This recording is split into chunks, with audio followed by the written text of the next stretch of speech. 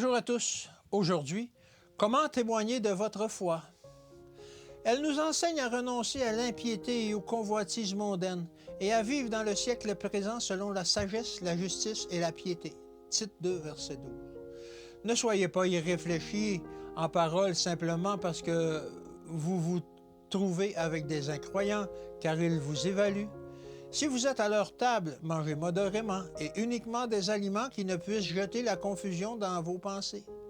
Gardez-vous de toute intempérance, soyez une leçon de choses illustrant les bons principes. Si on vous offre du thé à boire, parlez en quelques mots de ses effets nocifs sur l'organisme.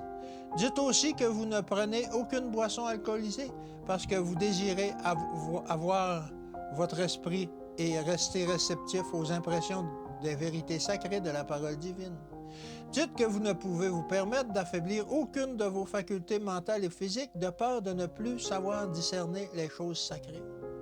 Vous pouvez ainsi répandre la semence de la vérité, introduire le sujet du maintien de l'âme, du corps et de l'esprit dans un état favorable à la compréhension des réalités éternelles.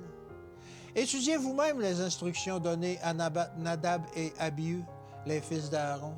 Ils apportèrent devant l'Éternel du feu étranger, ce qui ne leur avait point été ordonné. Ils prirent du feu étranger et le mirent dans leur brasier. Alors le feu sortit de devant l'Éternel et les consuma. Moïse dit à Aaron, « C'est ce que l'Éternel a déclaré lorsqu'il a dit, « Je serai sanctifié par ceux qui s'approchent de moi, et je serai glorifié en présence de tout le peuple. » Lévitique 10, verset 1 à 3. Le Seigneur désire vous voir gagner des âmes.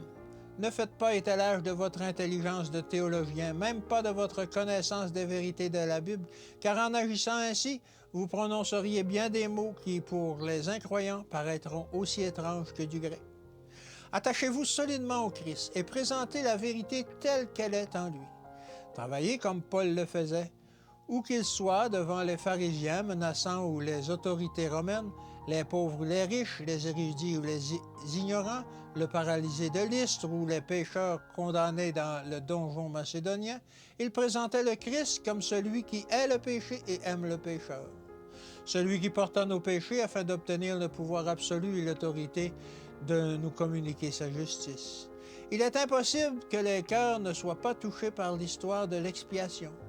Ceux qui comprennent à quel point il est indispensable de maintenir le cœur sous l'autorité du Saint-Esprit seront rendus capables de répandre une semence qui lèvera pour la vie éternelle. Que Dieu vous bénisse et qu'il vous garde, et à demain.